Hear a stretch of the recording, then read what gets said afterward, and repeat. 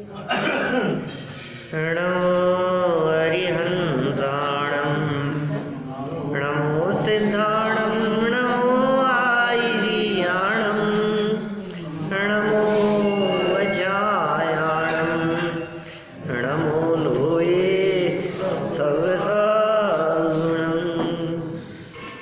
जिन स्वानुभूति से घिरे मम स्वानुभूति मनि गिरी श्री विमल नारायण श्रुत आनंद अमृत श्री समता प्रभाव गोवती रामादि विकल्प गोरी माँ सरस्वती प्रतिभा वंदन दृष्टि निज में जोड़ी के दृष्टि निज में जोड़ी के। आचार्य कल्प पंडित प्रवर टोडरमल जी द्वारा लिखित यह चिट्ठी हम सभी की चर्चा का विषय बनी हुई है। निरंतर यही चर्चा, इसी प्रकार की चर्चा हमारे दिलो दिमाग में घूमनी चाहिए। हमारे मन वचन काय के माध्यम से निरंतर इसी तरह की बात आनी चाहिए। चिंतन में भी यही बात आनी चाहिए। आपस में जब बैठ कर के चर्चा करें तब भी इसी प्रकार की चर्चा की जानी चाहिए, क्योंकि पंडित जी साहब ने लिखा है साधर्मियों को तो परस्पर में तत्व चर्चा ही चाहिए। साधर्मी हो और तत्व चर्चा न करें तो साधर्मी कैसे? देखो, ऐसा भी हो सकता है कि जिनके साथ में तत्व चर्चा ना करें वो साधर्मी नहीं है।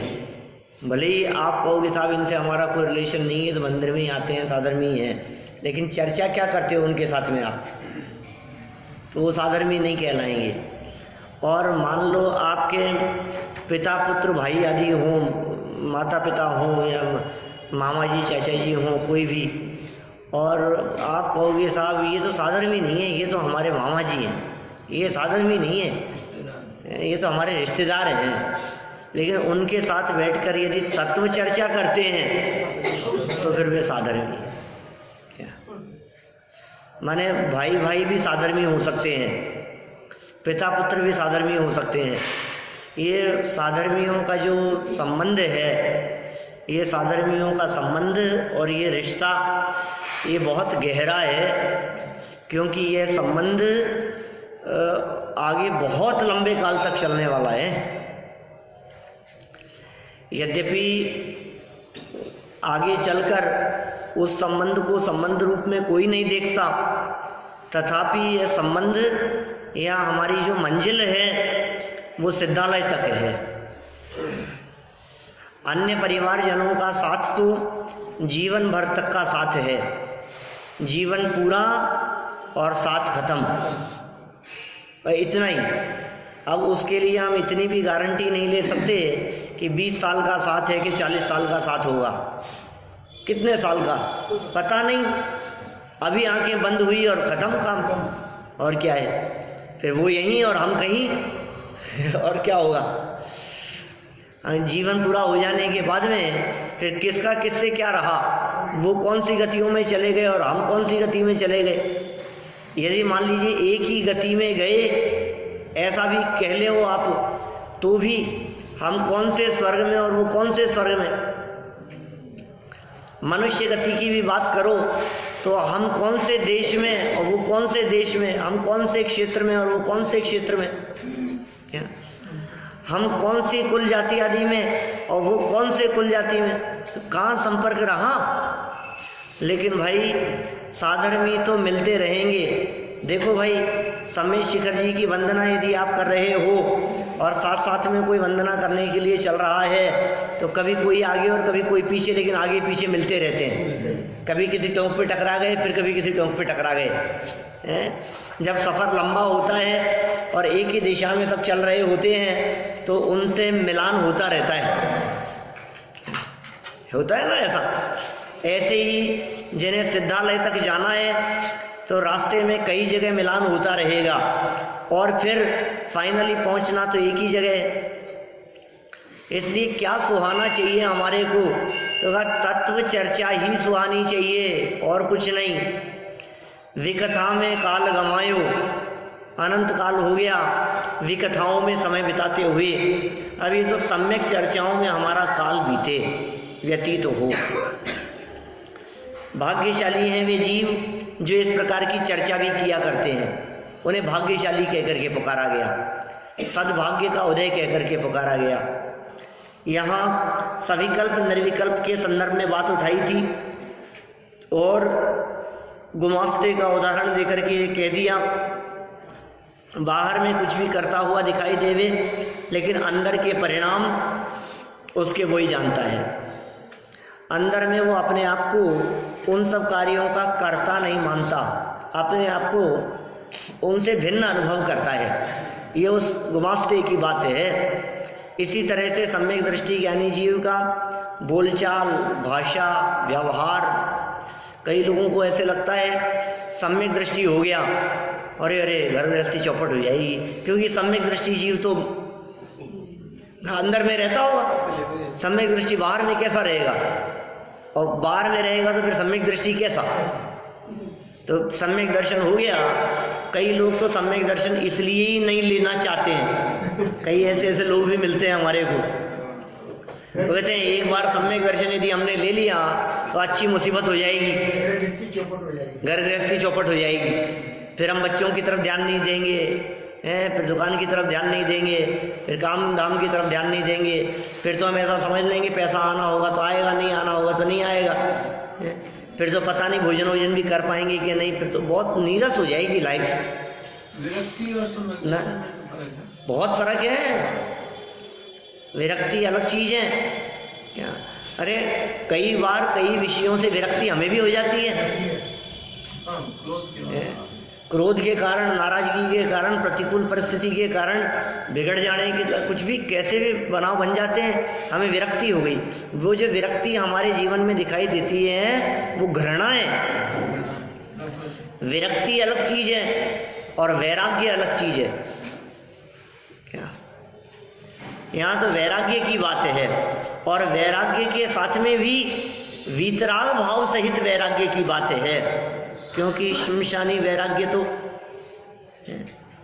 जगत में भी देखा जाता है लोगों की, कुछ देर का वैराग्य शमशानी वैराग्य कहते हैं ना। आजकल तो वो भी नहीं रहा है।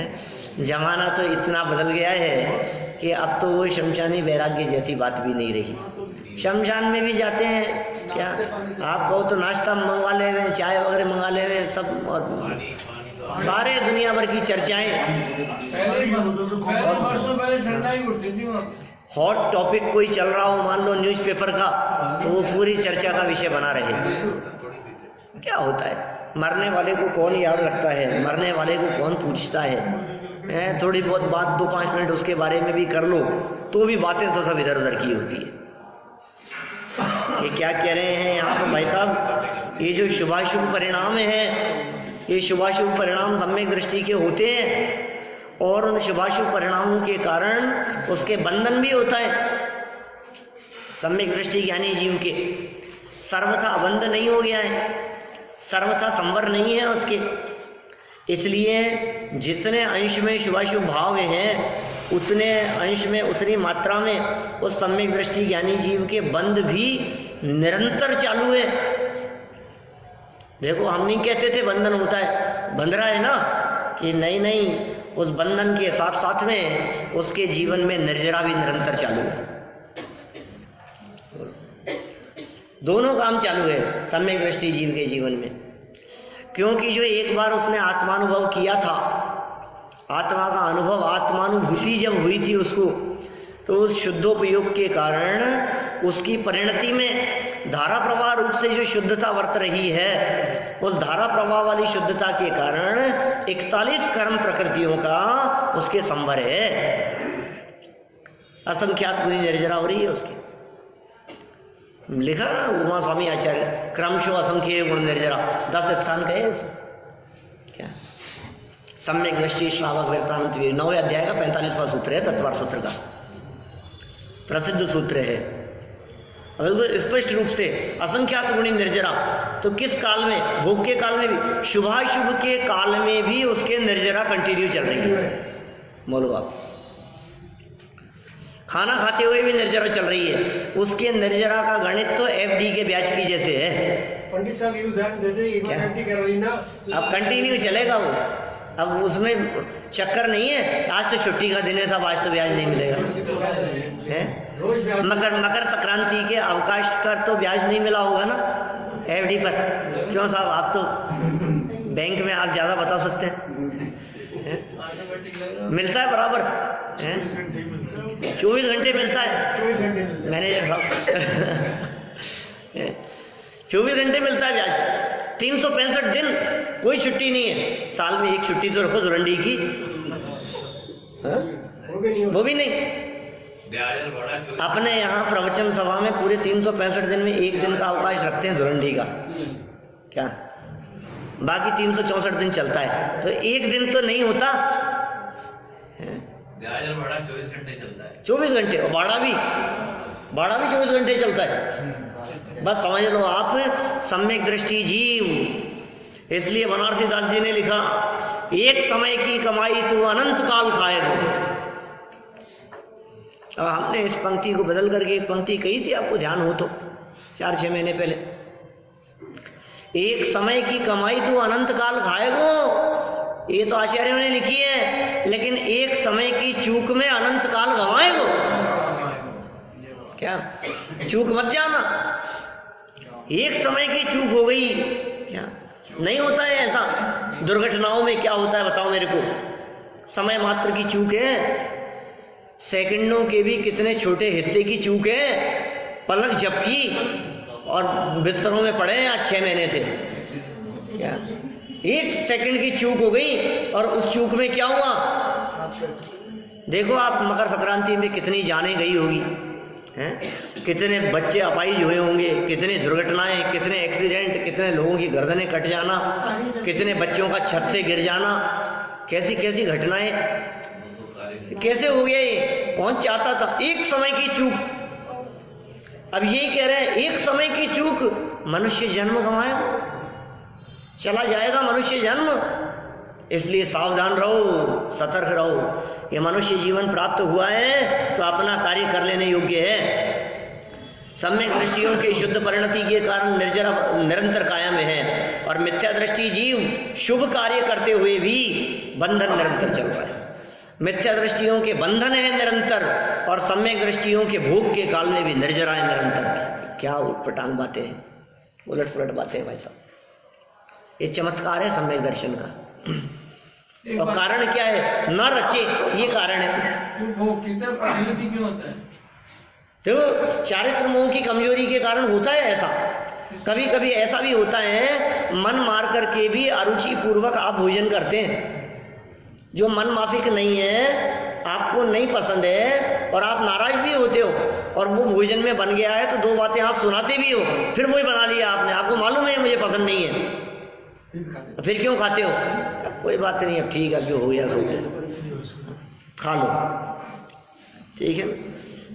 अब ये बस ऐसे ही है, अंदर अंदर में सम्यक दृष्टि जीव के हटने की परिणति है, किंतु बाहर में चारित्र मोहनी कर्म के उदय से कमजोरी है जी, अभी कमजोरी है, इसलिए होता है ऐसा। अभी वो अंदर में इतनी ज्यादा वो नहीं हुई, भूमिका इतनी परिपक्व नहीं हुई। भूमिका जब और ज्यादा बढ़ेगी तो विरक्ति और बढ़ेगी, वैराग्य और बढ़ेगा। जब सम्यक दृष्टि जीव 4थे गुणस्थान की अपेक्षा 5वें गुणस्थानवर्ती होगा तो उसका त्याग, संयम और वैराग्य और कई गुना बढ़ेगा। और जब वही व्यक्ति और आगे बढ़कर मुनि भूमिका में होगा तो उसका त्याग, संयम और वैराग्य और ज्यादा बढ़ जाएगा। ये भूमि का अनुसार। अभी गृहस्थी में अभी जो परिवर्तन हुआ है, अभी परिवर्तन श्रद्धा के स्तर पर हुआ है। देखो भाई, काम तो धीरे धीरे होते हैं कि नहीं। हमने मान लीजिए अभी यदि कहीं भी जाने के लिए टिकट खरीद लिया, क्या तो टिकट खरीद लिया, तो फिर कोई व्यक्ति ये कहे कि जब इसने टिकट ले लिया, जब इसका नक्की हो गया वहां जाने का, तो घर में क्यों बैठा है? जाएगा 4 महीने बाद। जाएगा 4 महीने बाद भाई, टिकट आज लिया है। टिकट आज लिया है, जाएगा। अंदर में जाने की भावना है कि नहीं, फिर भी ये क्या बात हुई कि नहीं अभी फिर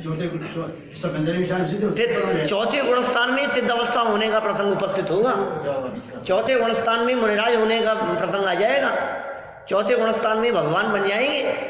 इसलिए चौथे गुणस्थान की भूमिका तो चौथे जितनी ही है, इतना समझो आप। एक कषाय चौकड़ी, हाँ, एक कषाय चौकड़ी का अभाव हुआ है। आप ये क्यों भूल जाते हैं? 3 मौजूद भी तो है। मौजूद है, 3 का सद्भाव है। अप्रत्याख्यानावरण के कारण अपना काम नहीं होगा। प्रत्याख्यानावरण भी है, संज्वलन भी है। 3 कषाय चौकड़ी के सद्भाव में भोगों की प्रवृत्ति भी होती है, खान पीन और विषयों की प्रवृत्ति भी होती है, पर न रचे नहीं। कल सुनाई थी ना पंक्तियां आपको, हमने अर्थ नहीं किया था, समझ में आ गई होगी। गेही पे ग्रह में न रचे, क्या घर में रहता हुआ घर में रचता नहीं है। बोलो, काम करते हुए भी उस कार्य के साथ में तन्मयता नहीं है। जैसे गुमाश्ता उस कार्य को करता हुआ भी उसके साथ में एकमेक नहीं होता, अंदर में अपने आप को भिन्न अनुभव करता है, सारे क्रियाकलाप करता है, बुझाने का भी प्रयास करता है, कोशिश भी करता है। आग लग जाए तो मान लो, और बहुत उसका सारा दिन रात उसी में बीतता है। मान लो सेठ जी तो 24 घंटे में से क्या 2 घंटा भी दुकान पर आकर के नहीं बैठते हों, और कदाचित ऐसा भी हो सकता है कि सेठ जी कई दिनों तक दुकान पे ही नहीं आते हो। सब कुछ उन्होंने ही संभाल रखा है। होता ही है ना ऐसा। बिरला जी है, टाटा जी है, बाटा के शोरूम है, कहाँ आते होंगे? बिरला जी आते होंगे? नहीं, सदन पहुंचते हैं, कहीं नहीं पहुंचते।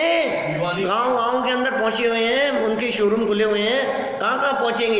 एक शोरूम वहां डाल दिया, एक वहां डाल दिया, एक वहां भी खोल दिया, उस गांव में भी, उस नगर में भी। अब कहाँ आज तक बिरला जी नहीं पहुंचे। हाँ, 40 साल में नहीं पहुंचे एक बार। बोलो आप, 40 साल में आज तक नहीं पहुंचे बिरला जी? क्या कह रहे हैं? भिवानी की मील में अब 40 साल में एक बार भी नहीं गए। लेकिन वहां यदि मील में आग लग जाए, मील में कुछ हो जाए, तो प्रभावित कौन होते हैं? प्रभावित वही होते हैं। इसका मतलब ये है, कहीं भी रहो, मिथ्या दृष्टि जीव विषयों और भोगों में, परिवार में, संपत्ति में तन्मयता के कारण वो दुखी है। देखो, सम्यक दृष्टि जीव महलों में रहे तो भी वैरागी, और मिथ्या दृष्टि जीव घर छोड़ के जंगल में चले जाए तो भी दुखी। अरे, घर छोड़ करके जंगल में रहने का नाम वैराग्य नहीं है। जंगल में रहने का नाम मुनि अवस्था नहीं है, क्योंकि जंगल में रहने का नाम वैराग्य हो तो सारे पशु जंगल में रहने वाले सब वैरागी हो जाए। जंगल में रहते, वैरागी और रागी का संबंध तो अंतरंग से है ना। वैरागी और रागी का संबंध किससे है? आपके अभिप्राय में क्या चल रहा है, आपकी मान्यता में क्या चल रहा है? रहते कहीं भी, उससे क्या फर्क पड़ता है? भरत जी घर में ही वैरागी, घर में रहते हुए भी वैरागी है। गेही पे ग्रह में न रचे, ज्यों जलते भिन्न कमल। कि आप घर में रहते हुए भी घर में रचते नहीं है, ये बात कुछ हजम नहीं हो रही। ये क्यों नहीं हो रही? जलते भिन्न कमल है। जल में रहता हुआ भी कमल जल से भिन्न नहीं रहता है क्या? ये बताओ। जल में रहता हुआ भी कमल जल से भिन्न नहीं रहता है। नगर नारी को प्यार यथा कादे में हेम अमल है। नगर नारी को प्यार है, वेश्या की प्रीति पुरुष के साथ में नहीं है, पैसे के साथ में है। दिखती पुरुष के साथ में प्रीति है। दिखने से क्या होता है, अंदर में उसकी प्रीति तो धन से है। नगर नारी को प्यार यथा और कादे में हेम अमल है। कादे में हेम, हेम माने सोना, गोल्ड, कादे में पड़ाओ हैं, कितना मलिन हो जाएगा, छूता ही नहीं है। 3 दिन से कादे में पड़ा है, अब तो थोड़ी तो गंदगी मलिनता आ गई होगी उसमें। अरे पानी डालो और शुद्ध सोना है, प्योर गोल्ड है कि नहीं साहब, थोड़ी तो गंदगी इसमें घुस गई। कादे में हेम अमल है क्या। सम्यक दृष्टि लोग घर में रहते हैं क्या, लेकिन गृहस्थी उनमें नहीं रहती है क्या। वे गृहस्थी में रहते हैं लेकिन गृहस्थी उनमें नहीं है। और मिथ्या दृष्टि जीव कहीं भी रहे, उनके दिलो दिमाग में, हृदय में वो बसाए। कैसे उदाहरण दिए दौलत राम जी ने, 3 उदाहरण दे दिए। और जो फर्स्ट नंबर पर जो कही थी वो भी सिद्धांत क्या था, स्वरूप था। कैसा स्वरूप, गेही पे ग्रह में न रचे जो जलते भिन्न कमल है। नगर नारी को प्यार यथा कादे में हेम अमल है। ऐसी होती है ज्ञानियों की दशा। कादे में रहते हुए भी उससे अलिप्त, अशुभ भाव है उससे अलिप्त, शुभ भाव है उससे अलिप्त। अरे पूजन कर रहा है लेकिन अपने आप को पूजन करने की क्रिया का कर्ता नहीं मानता। उपवास कर रहा है लेकिन अपने आप को भूखे रहने की क्रिया का कर्ता नहीं मानता। व्रत का पालन कर रहा है, नियमों का पालन कर रहा है, संयम का पालन कर रहा है, लेकिन अंदर में अपने आप को उससे भिन्न अनुभव करता है। ये कोई बलि अलग ही है उसका, अंदर का परिवर्तन है ये सब। अनेक बार ऐसा होता है, हमें कई लोग ऐसे मिलते हैं जो काम करते हुए भी उससे भिन्न, और काम नहीं करते हुए भी उससे तन्मय, तंदुल मच्छ जैसे। क्या एक मछली नहीं मारी और मर के 7वें नरक में चला गया, और हजारों लाखों अनगिनत मछलियों के मारने का पाप माथे पर ओढ़ लिया। ये क्या किया, ये कैसे किया आपने, भाव। और दूसरा क्या कर रहा है, आप बैठे बैठे ही ये परिणामों का जो खेल है, जैन दर्शन ये जो कह रहा है, सारा खेल मोक्ष मार्ग और संसार मार्ग दोनों श्रद्धा के ऊपर डिपेंड करते हैं। श्रद्धा कहाँ है, ये श्रद्धा बदलने की बात कर दी इन्होंने। नहीं है, तद्रूप परिणमित नहीं होता। अंतरंग में ऐसा श्रद्धान करता है, यह कार्य मेरा नहीं है, ये मेरा काम नहीं है, अंदर में ऐसा श्रद्धान करता है। यदि शरीर आश्रित, देखो आत्माश्रित की बात अलग थी, अब शरीर आश्रित व्रत संयम को भी अपना माने, बोलो अपना माने। ये माने जो शब्द है ना, ये मान्यता अभिप्राय का सूचक है, श्रद्धा का सूचक है। श्रद्धा खोटी है, ज्ञानियों की श्रद्धा खोटी नहीं होती। कहते हैं अपना रामचंद्र जी सीता को अपनी पत्नी कहते होंगे, ठीक है ना, कोई दिक्कत नहीं है, लेकिन माने तो, अरे अपने आप को रामचंद्र माने तो मिथ्या दृष्टि। ये मान्यता जो है ना, अभिप्राय की भूल, ये बहुत बड़ी भूल है।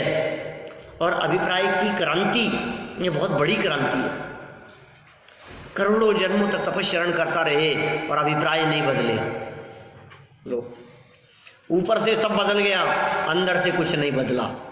लो जाओ, वेश बदल लिया, रूप बदल लिया, स्वरूप बदल लिया, ऊपर से चादरा ओढ़ लिया, क्या माथे पर 3 तिलक लगाने लग गए, सर मुंडा लिया, ऊपर से वेश कितना भी बदल लो, कुछ भी कर लो आप, पीछे कमंडल लटका लिए करोड़ों बार। अष्टपाउड़ में कहते हैं, अरे तूने आज तक पिछले जन्मों में इतनी बार पीछे कमंडल धारण किए, इतनी बार तू मुनि बनाए कि यदि उनके पीछे कमंडलों को इकट्ठा करके उनको एक के ऊपर एक लगाया जाए, एकत्रित किया जाए, तो सुमेरु पर्वत जितना बड़ा ढेर इकट्ठा हो जाए। सुमेरु पर्वत कल्पना कर सकते हैं आप, क्या है सुमेरु पर्वत? 1 लाख योजन का है, 1,40,000 योजन का है, 6000 किलोमीटर का लगभग एक योजन होता है। इतनी बार मुनि बना, ये दौलतराम जी ने कह दिया, मुनिव्रत धार अनंत बार ग्रेवे गुप जाए। और यही बात इन्होंने कही टोडरमल जी साहब ने। कौन से पेज पर कही थी बोलो? 65 पे आई थी क्या ये चर्चा? ग्रेवे कादी में चला जाए 11वें गुणस्थान को धारण करके, कैसी कैसी बातें बता देते हैं ये। देखो परिणामों की विचित्रता। कोई तो कहां चले गया? मिल गया? 65 पे ही है ना, 65 ही तो कही है मैंने, 265 पे। देखो परिणामों की विचित्रता। कोई जीव तो 11वें गुणस्थान में यथा क्या चारित्र प्राप्त करके पुनः मिथ्या दृष्टि होकर किंचित न्यून अर्ध पुद्गल परावर्तन काल पर्यंत संसार में रुलता है। कब? 11वें गुणस्थान वाला होकर के भी। अब क्या बात करो आप द्रव्यलिंगी की। मिथ्या दृष्टि द्रव्यलिंगी की बात नहीं है, चौथे 5वें गुणस्थानवर्ती की बात नहीं है, भावलिंगी अवस्था की बात कर रहे हैं। भावलिंग अवस्था को धारण करके 11वें गुणस्थानवर्ती होकर के भी अनंत काल संसार में परिभ्रमण करेगी। अर्ध पुद्गल परावर्तन काल, अर्ध पुद्गल परावर्तन काल में अनंत सागर बीतते हैं। इतना लंबा काल है अनंत सागर, इतना लंबा काल है वो। हाँ, उसमें पीछे कमंडल ज्यादा नहीं होंगे क्योंकि भावलिंगी अवस्था 32 बार से ज्यादा नहीं होती। मैक्सिमम 32 बार ये जीव भावलिंगी हो सकता है मोक्ष जाने के पहले, तो नियम से मोक्ष की प्राप्ति होगी। 132 बार नहीं, सिर्फ 32, ओनली 32। ये काल के अंदर कब? मोक्ष जाने के पहले। मोक्ष जाने के पहले कोई भी व्यक्ति कई जन्मों में भी हो सकता है, एक जन्म में भी हो सकता है। जीवन पूरा हो गया, अगले जन्म में फिर मुनि बन गया, भावलिंगी हो गया, फिर भी नहीं हुआ, फिर अगले जन्म में फिर हो गया, उसी जन्म में कई बार भावलिंगी से वापस द्रव्यलिंग अवस्था हो गई, मुनि बना छोड़ दिया, गृहस्थ हो गया, फिर मुनि बन गया उसी जन्म में। 32 बार हो सकता है। 32वीं बार में तो वो नियम से मोक्ष जाएगा ही जाएगा, ये मैक्सिमम लिमिट है। ये जो उपशम श्रेणी की जो बात कही है 11वें गुणस्थान की, ये भी 4 बार चढ़ सकता है कोई भी जीव। चौथी बार में तो नियम 4 बार चढ़ सकता है, 5वीं बार तो नियम से शपथ श्रेणी चढ़ेगा। 11वां नहीं आएगा, 11वां नहीं आएगा, मार्ग में ही नहीं आएगा 11वां। 10 से 12वां गुणस्थान और फिर मोक्ष की प्राप्ति। लेकिन भाई परिणामों की विचित्रता की बात है ये, अपने परिणामों को संभालो। ये जो विचित्र परिणाम है, इन विचित्र परिणामों का क्या फल मिलता है? यहाँ इन्होंने क्या कहा? व्रत संयम आदि को भी अपना माने तो मिथ्या दृष्टि हुई, कमी कहाँ रह गई? सबको तो त्यागा, सबको तो बदला, श्रद्धा ने बदला। बोलो, सबको त्यागा तूने, सबको बदला, सब कुछ परिवर्तन किया, लेकिन अरे अनंते पंच परावर्तन किए। क्या ये परावर्तन किए लेकिन श्रद्धा परिवर्तित नहीं की? बोलो क्या करें? श्रद्धा परिवर्तित नहीं की, बाकी तो परिवर्तन खूब किए, खूब चक्कर लगाए हमने। तो ऐसे सविकल्प परिणाम होते रहते हैं। ठीक है, कोई बात नहीं। मिथ्या दृष्टियों की बात कही हमने, यहाँ सम्यक दृष्टियों की कह रहे हैं। सम्यक दृष्टि जीव के सविकल्प परिणाम होते रहते हैं, विकल्प चलते रहते हैं, कोई ऐतराज नहीं है, चलेंगे, चल रहे हैं। त्यागने योग्य मान रहा है क्या?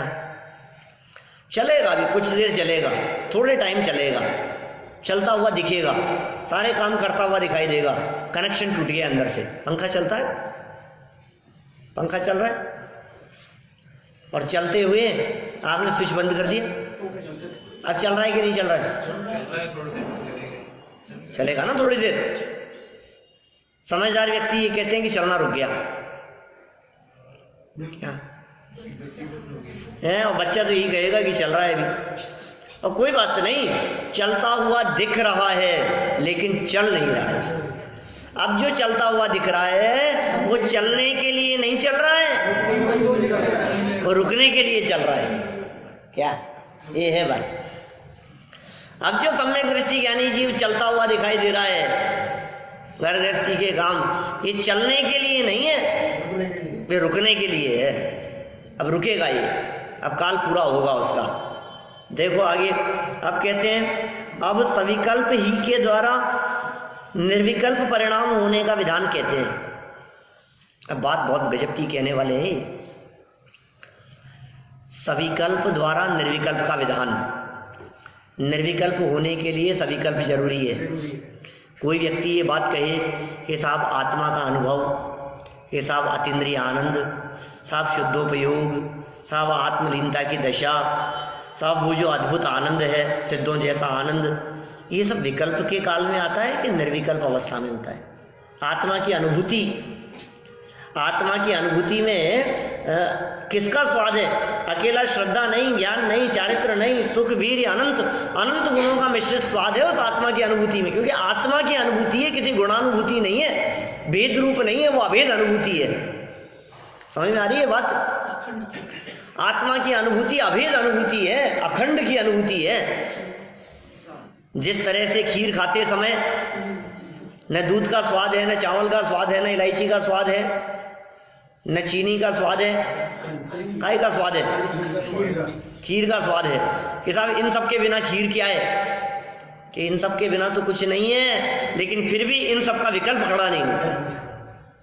निर्विकल्प, ये निर्विकल्प अनुभूति का क्या स्वरूप होगा, उस स्वरूप को यहाँ ये समझाने वाले हैं। बहुत ही मार्मिक प्रकरण है। अनुभूति की विधि भी बतलाई है, अनुभव करने की प्रक्रिया भी बतलाई है, किस तरह से ये जीव निर्विकल्प हो जाता है और कैसे विकल्प चलते हैं उस अनुभव के पहले।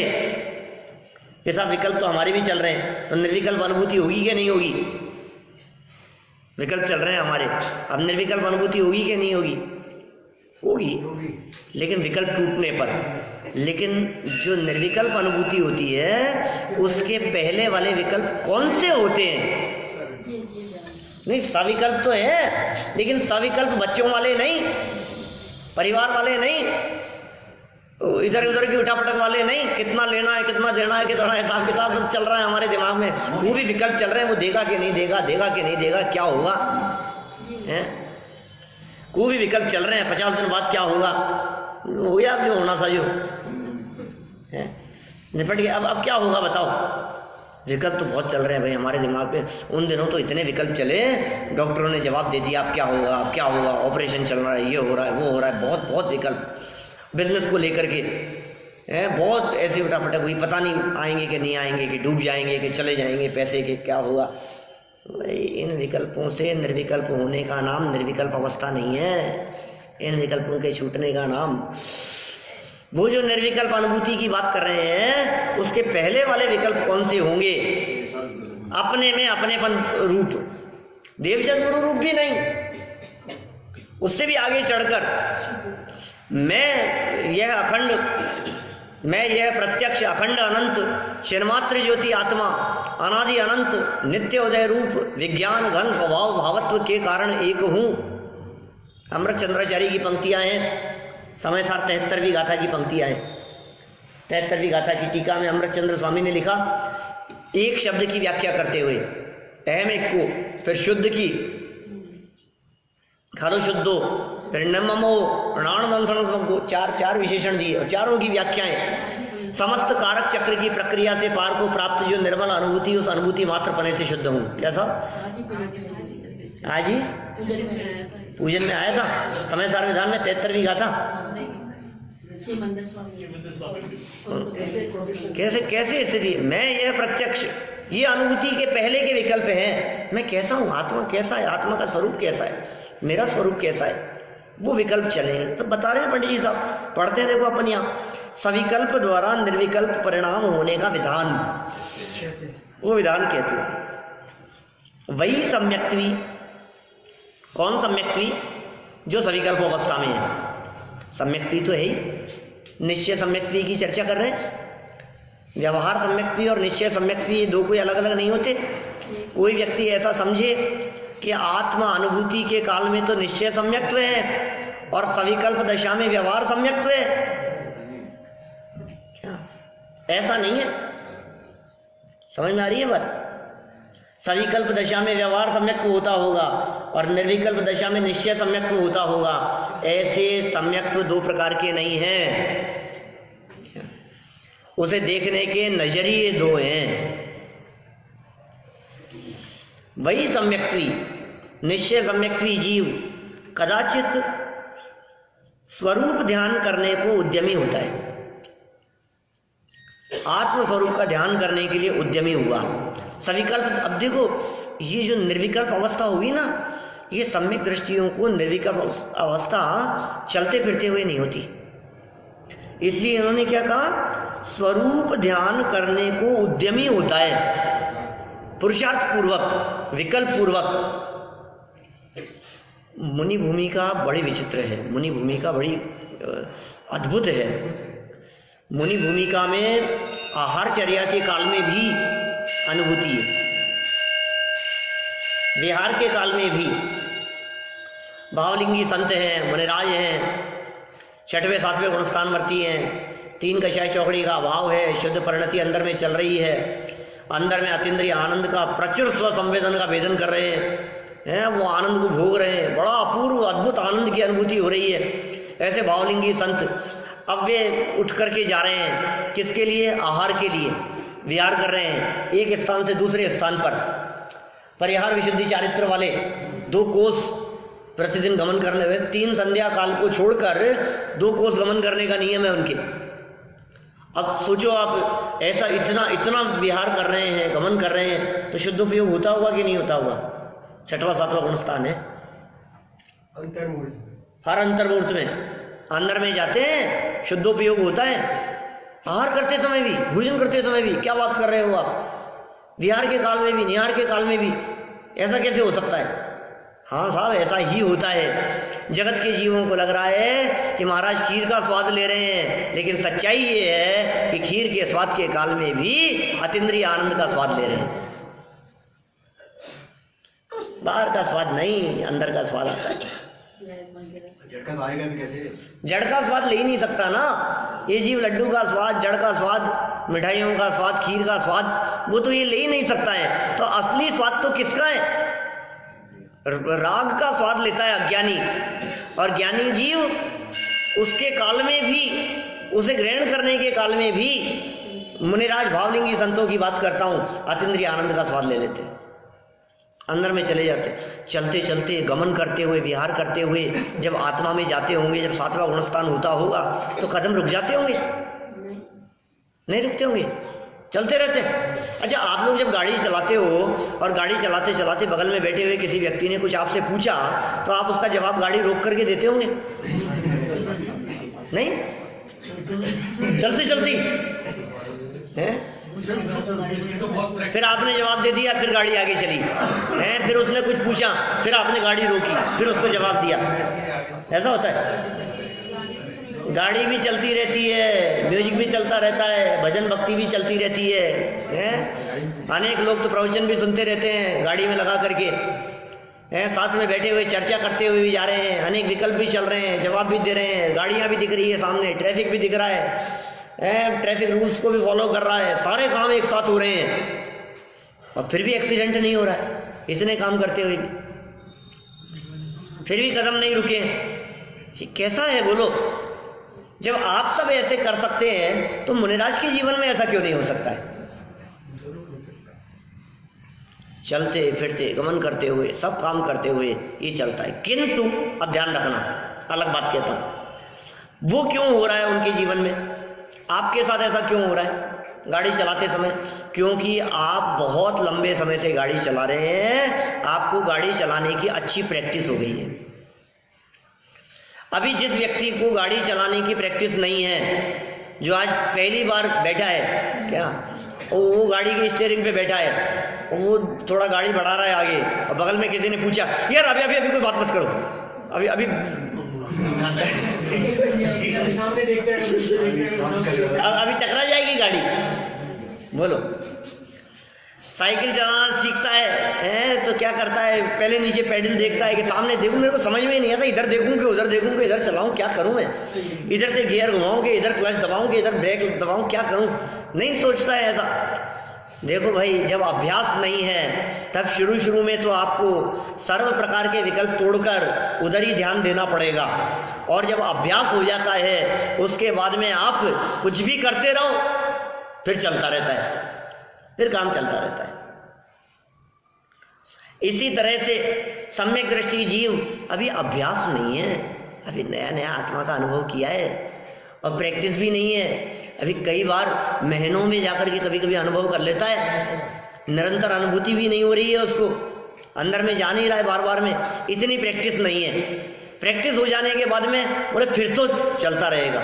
तो अभी जिसको प्रैक्टिस नहीं है उस जीव के बारे में यहाँ बतला रहे हैं कि वो सम्यक्त्वी जीव कदाचित स्वरूप ध्यान करने को उद्यमी होता है। कब? सविकल्प दशा को छोड़कर, बुद्धि पूर्वक विषय भोगों को छोड़कर, बुद्धि पूर्वक देव पूजा आदि क्रियाओं को छोड़कर। समझ में आ रही है बात? वो सम्यक्त्वी जीव सविकल्प दशा में वो सब चल रहे थे, भोग भी चल रहे थे और पूजन भक्ति आदि का काम भी चल रहा था। अशुभ विकल्प भी चल रहे थे और शुभ विकल्प भी चल रहे थे। अब शुद्धोपयोग के लिए क्या करना पड़ेगा? शुद्धोपयोग के लिए पहले बुद्धि पूर्वक तू ग्राहकों से बात करना बंद कर, तो बुद्धि पूर्वक पाप से बच। क्या? तो फिर साहब फिर शुभ में बुद्धि पूर्वक शुभ क्रियाओं को भी छोड़। समझ में आ रही है बात? और आत्म ध्यान करने के लिए बैठ। समझ में आ रही है? अब स्वरूप ध्यान करने का जो उद्यमी होता है, अब शांत चित्त से जब बैठता है, मैं उन ध्यानों की चर्चा नहीं कर रहा हूं जो जगत में आत्म ध्यान के नाम पर शरीर के ध्यान कराते हैं। यहाँ उपयोग लगाओ, यहाँ देखो, यहाँ आपकी ज्योति केंद्र है, यहाँ ये है, यहाँ ज्ञान केंद्र है। आपको पता है ये इस जगह पर ज्ञान केंद्र मानते हैं, इसलिए यहाँ से काटते नहीं है ब्राह्मण लोग, चोटी बढ़ाते हैं। क्या? क्योंकि वो उस जगह पर जो है ना एंटीना, वो ज्ञान केंद्र कहते हैं। ये यहाँ वो लगा करके रखते हैं, यहाँ ज्योति केंद्र बतलाते हैं सब जगह पर। ऐसे अलग अलग ध्यान कराने वाले लोग शरीर में 13 चैतन्य केंद्र बतलाते हैं।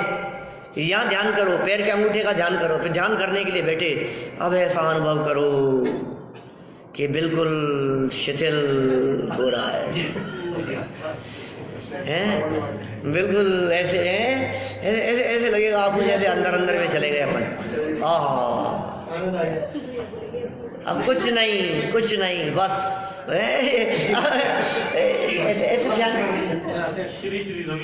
ऐसा ध्यान नहीं भाई साहब। यहाँ तो आत्मा के ध्यान की चर्चा चल रही है। आत्मा का स्वरूप समझे बिना आत्मा का ध्यान होता नहीं है। ज्ञान की एकाग्रता को ध्यान कहते हैं, ज्ञान पूर्वक ध्यान होता है। ज्ञान करो, ज्ञान होता है तो ज्ञान की जो एकाग्रता है वही ध्यान कहलाती है, अपने में अपनापन। लेकिन ध्यान किया नहीं जाता, हो जाता है। स्पेशली हो जब जिसकी रुचि होती है, जिसका उत्साह होता है, जिसकी प्रीति होती है, जिसमें अपनापन होता है, जिसके साथ में जुड़ान होता है, अपने आप उसका ध्यान। 2 साल का बच्चा खेल रहा है, आप अपना काम कर रहे हो, आप काम करना बंद भी नहीं करते हो और उससे ध्यान हटता भी नहीं है।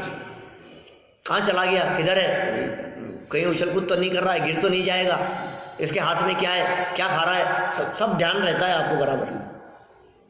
आत्म ध्यान की बात कर रहे हैं यहाँ तो हम आत्मा के ध्यान की बात कर रहे हैं। कैसा होता है? बुद्धिपूर्वक उद्यमी हुआ, विषय कषायों से हटा, शुभ क्रियाओं से भी हटा और उद्यमी हुआ ध्यान करने के लिए। वहां प्रथम सबसे पहले फर्स्ट स्टेप निर्विकल्प अनुभूति के लिए फर्स्ट स्टेप क्या है? वहां प्रथम भेद विज्ञान स्वपरखा करे। अपने और पराये का सबसे पहले भेद विज्ञान करे, सबसे पहले ये नक्की करे मैं कौन हूं और पर कौन है। सबसे पहले ये नक्की करे ये मैं नहीं हूं, ये मेरा नहीं है।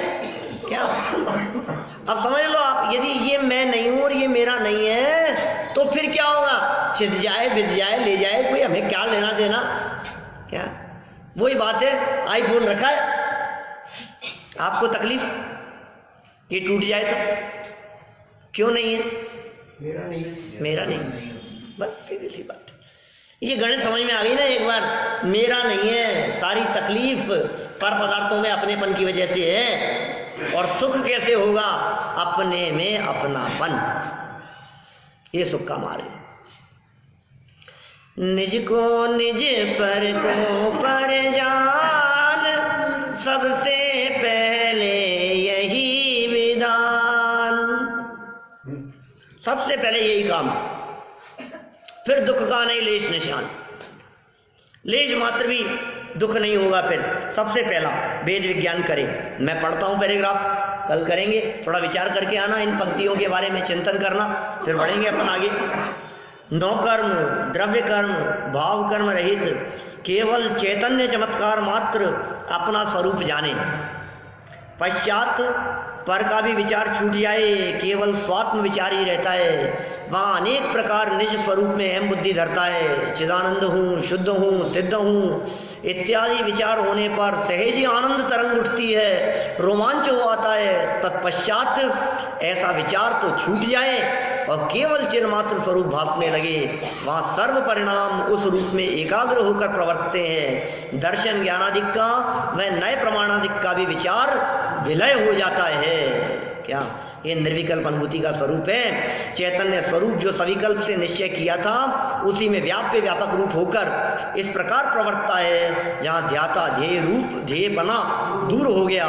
तो ऐसी दशा का नाम निर्विकल्प अनुभव है, और ऐसा निर्विकल्प अनुभव हम सभी के जीवन में प्रकट हो, इसी मंगल भावना से